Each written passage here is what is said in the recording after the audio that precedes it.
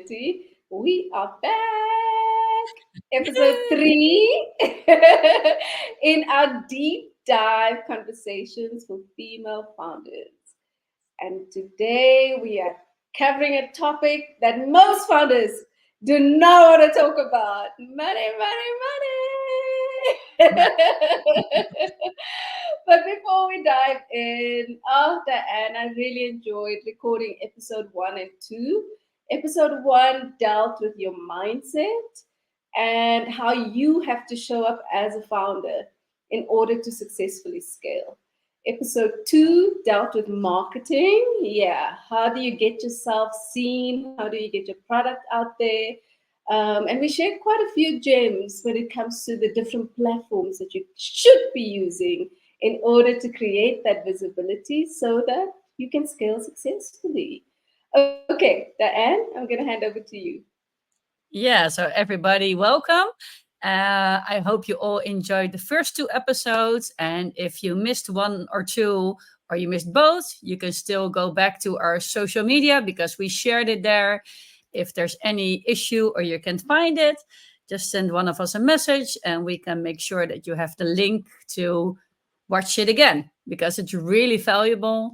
And yeah, the subject of today, money, yeah, I love talking about money. And a lot of female founders are so scared of talking about money. It's almost like they're ashamed when they make money or when they spend money. I mean, we really should break the taboo on it and just really go all out today and talk about how you can step over your shame or your guilt feeling of making money and talking how successful you are and how you can translate it into your business because it's important to know how you can let your money work for you, right? Oh, absolutely, Diane. And you're so spot on. I have been working with female founders closely for the past 8 years. And this is certainly an area that most seem to struggle the most in, right? And I think for me, my own analysis from having worked so closely with female founders is that it boils down to our relationship with money. I think that's probably the starting point to letting go of that shame, letting go of the guilt. Because listen, we know how to make money. Yeah, female founders know how to generate revenues. Listen, I'm not just saying this. Harvard says it, Stanford says it. There's so much data around female founders significantly generating more revenue than male founders, right? There's enough data around that. So we know how Definitely. to make money, we know how to generate it. I think it is the shame around your relationship with money that really keeps you from growing it, Yeah. keeps you from becoming successful. You probably already are successful, but becoming extremely wealthy. And that's what most of us shy away from. And even in my own experience, Diane, this was probably the hardest area or the most challenging area in my entrepreneurial journey. And for me, it came down to my relationship with money. And mine was really messed up because I grew up in church. And so I had this notion that the love of money is the root to all evil. And I had Oh, misinterpreted what it means. And so even though I was generating millions, my relationship with money was so messed up that I didn't want it anywhere near me, and because it's the root to all evil, right? So I was like, ah!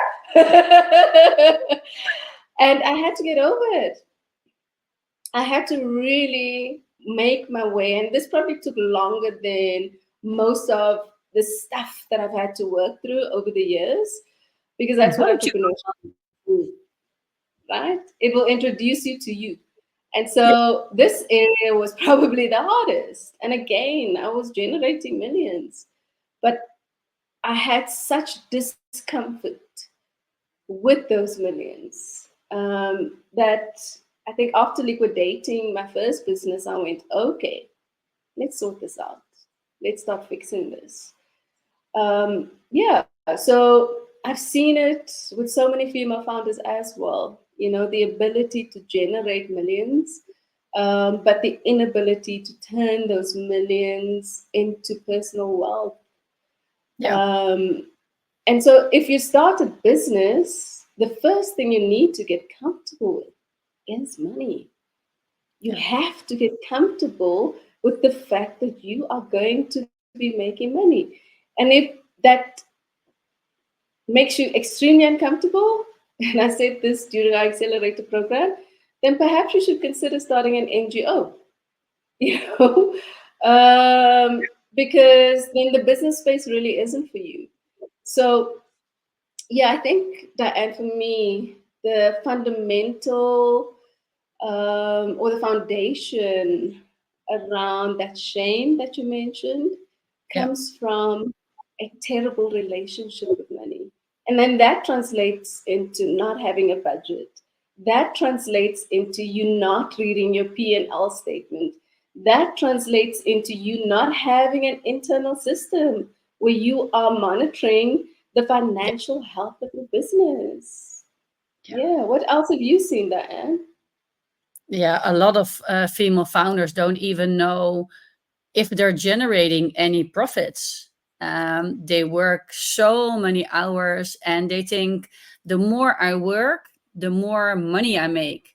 But because they're not tracking anything, they didn't set up any financial plan or financial structure. At the end of the month, the bills are there and they need to be paid. And they go like, I worked so many hours and I don't even have enough money to pay my bills. And then we go through it and then they're not even making any profit because they never calculated how much they spend. Not only I see it with a lot with female founders who have like a product business. They just calculate what their supplier calculates them with a little bit extra on the top, and they think that's their profit. I say that's not how it works. I mean, you also need to calculate all the time you're spending and the marketing, and you need to have a healthy gross margin because you also need to deduct your taxes, you need to deduct all your expenses. I mean, you need to have a financial structure that's healthy to your business, or else you can work all the hours you want. But at the end of the month, you'll still be empty handed. And I think that's not what you want. And also a part of it, it's like you said, it's given in by how we experienced money during childhood.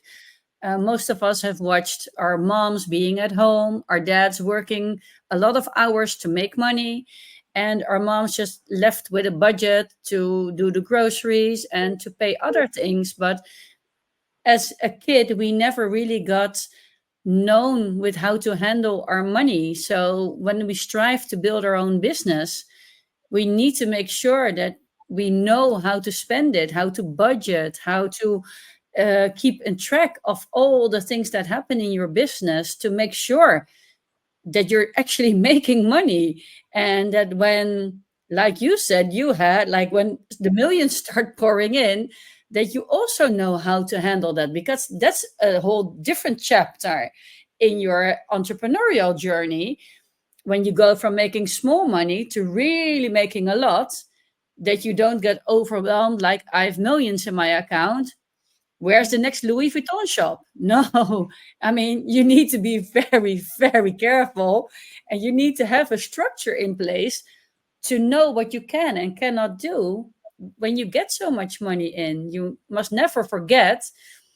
I mean, they made a song about it in the 90s, more money, more problems. I mean, it has truth in it. I mean, when you see all the superstars making hundreds of millions from a tour, a world tour, that's great. But do you know how much expenses they have?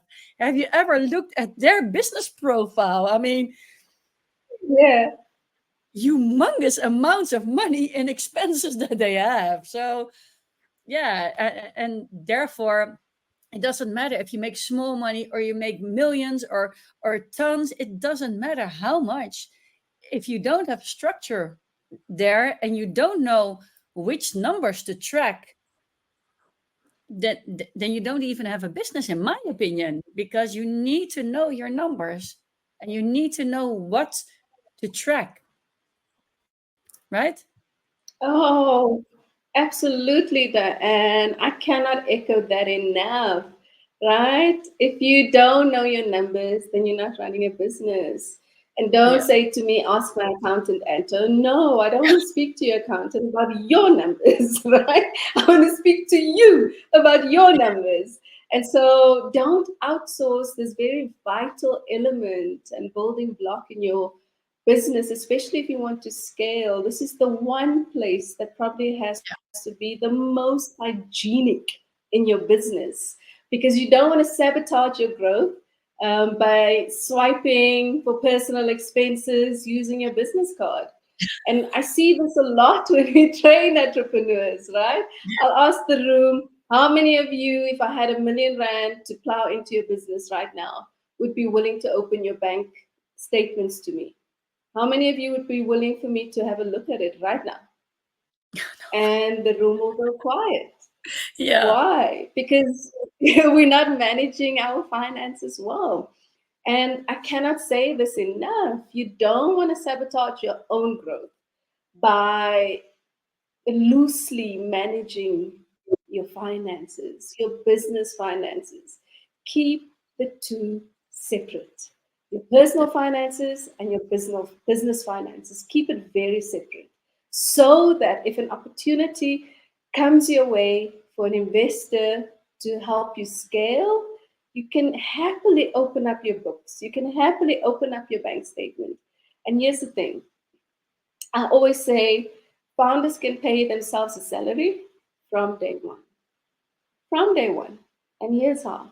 If you know your break even point, so if I'm selling hats and I know these are my fixed costs, I know this is my selling price, I know these are the variable costs that's going to go into designing these hats, right? From day one. And this is what most of us don't do. We just jump into the ocean of entrepreneurship and just jump onto the highway, just off ramp onto the highway, right? We don't do this homework, that, and I certainly didn't initially. But you have to be very sure, what's the fixed cost going to be for me to design and manufacture these hats, even if I'm doing it out of my home, right? Yeah. What will be the variable cost for me to manufacture these hats and distribute it? And then what am I selling it at? And so then it becomes easy to understand your break even point from day one, right? So you'll take your fixed cost and you'll divide it by your selling price minus your variable cost. And that will give you your break even point. And so I know from day one, I need to sell 100 hats every month in order to break even. After I've gone through that exercise, right? I need to sell 100 hats every month. That means if I'm working from Monday to Friday, because my weekends are precious to me, then I have to Even sell a startup. 25 hats. I have to sell 25 hats every week. If I further divide that, I have to sell 4 hats every day. That's it. And if you know that number, I think forget the billions and the millions early on in your journey. The number that you should know is your break even point. And so Yeah. part of those fixed costs will be your salary, right? Part of those fixed costs will be your salary. It needs to And be. you have to make sure that you can actually pay yourself a salary from day one, so that your financial space stays hygienic. And when you know that break even point, you go from thinking I have to sell 100 hats every day to knowing I only need to sell 4 hats every day. And so if I Yeah. didn't sell 4 hats today, maybe I sold 3. So tomorrow I'm going to have to sell 5 hats, right? And if I know that I'm still not reaching my target every day, I'm going to have to ramp up my marketing. and see Yeah. how integrated everything is in business. I love that nothing is just so much just happening, Diane. Everything is integrated. And so when Yeah. you know that break-even point, you're gonna know by the end of this week we have not met our target.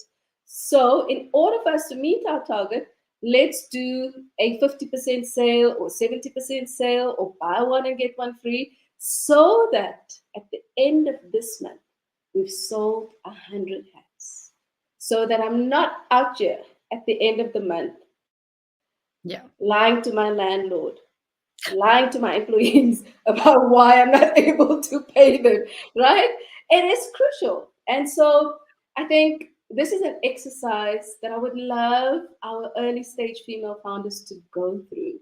And so let me just give you that formula again. It is your fixed costs divided by your selling price minus your variable costs. It really is easy. So go through that exercise.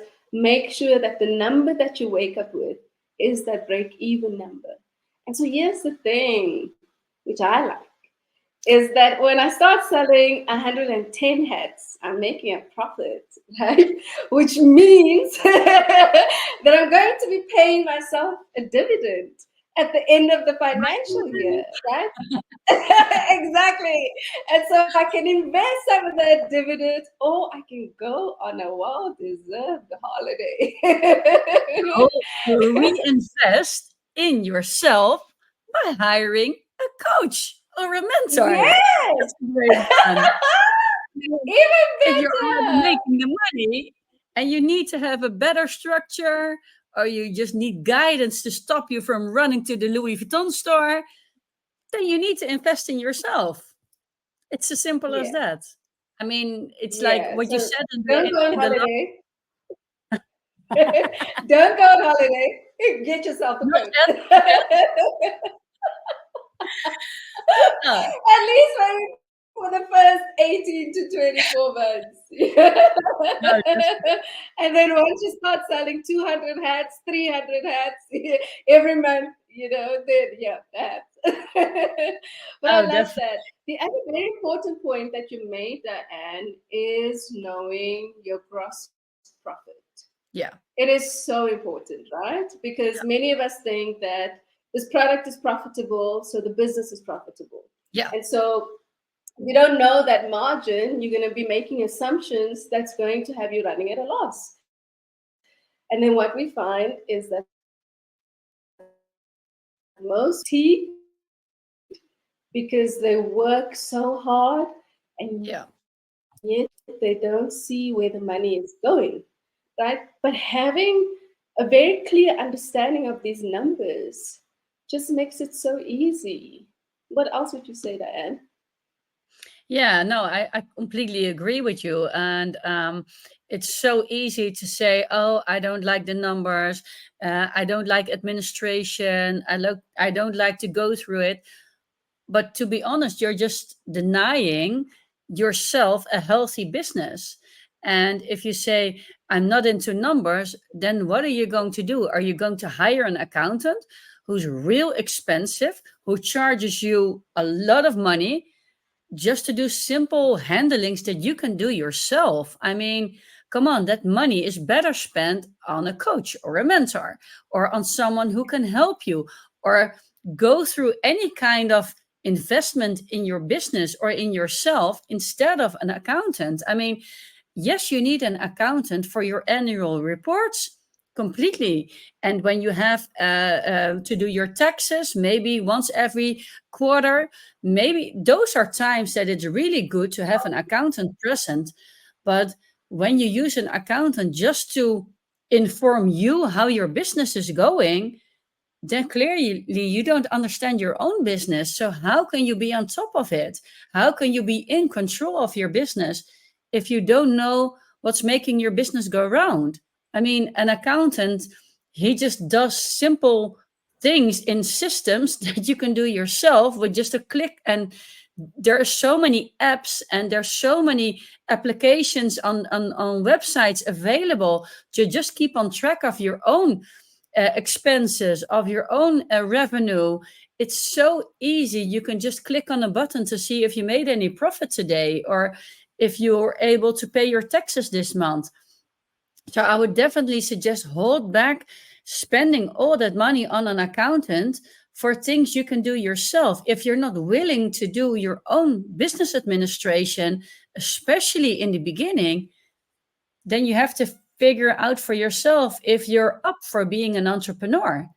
Because we also have to deal with a lot of people, accountants or advisors, who are not being genuinely with your business. It's not their business, so they don't care the way you do.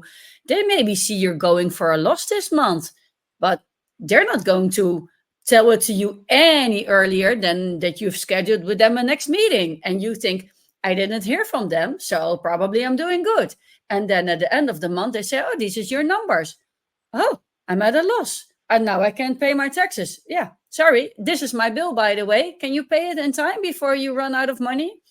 That's how an accountant works. And it's really difficult, maybe, to say or to be open about it. But in the end, an accountant is just someone who also uh, provides you a service that you need to pay for. So if you can, in the beginning, do that yourself. And I only hired in my business, we went to like 50 million euros until like 15 million euros. I did all the finances myself because we had the automated systems. It was so far automated. We didn't do much. We just clicked on some buttons and we got all the reports and we got all the overview and we knew exactly how the business was going. And I did it every day. And I still approved all my payments every week myself. I never, ever, even when we hired a bookkeeper, I never let them do it. They could set up all the payments for the week, but I was the only one who said, okay, this is going to the bank, this is going to the bank. You have to stay in control. Nobody ever really is in control if you're not. You know, your bookkeeper is not going to check if someone is scamming you with invoices, or you have to be aware who are your providers, the suppliers, who do you need to pay. You have to go through those things yourself, and it's easy when you just get familiarized with it. It just takes you maybe 15 minutes a week. And then you're on top of all your business yourself. You can make your own finances. It's so important just to have that feeling with your own business. Yeah. Oh, absolutely. So, female founders, let's wrap it there with this, right? Start by Yeah. fixing your relationship with money. And if you go back to episode 1, we recommended that you see a coach. And so Diane is right here. She can help you fix that relationship that you have with money. The second thing is to know your numbers. So know your break-even point, know your gross margins, be on top of your numbers. And then the third point is to use software to make it easy on yourself. You don't have Yes. to be writing it down in a book. Listen, when I see founders with books, yeah, because we do a lot of township training, it's a red flag for me when there's so much software out there. And obviously, it is transitioning them or assisting them to transition to use these Yeah. digital platforms. However, it is again so much easier now versus 20 years ago. So use the software that is available. And I think on some of the platforms, they have a freemium model, so check Yeah. out, do your homework. And then I think the last point, Diane, is if you do have um, reservations around financial management and you thought that you had to do an MBA to get all over it, you don't, right? No, I didn't. YouTube, I'll say this over. Exactly, me too. I don't have an So MBA. YouTube is the new university. So instead Yeah. of watching cats jump from roofs, rather use that time to actually watch a podcast on financial management, watch a or listen to a YouTube channel that focuses on business finance. So use your time wisely, and this time can be whilst you're cooking, on your way to the office. Fill those moments by schooling yourself in the areas that you're struggling the most. And if financial management is one of those areas, it's so easy for you to get on top of this game.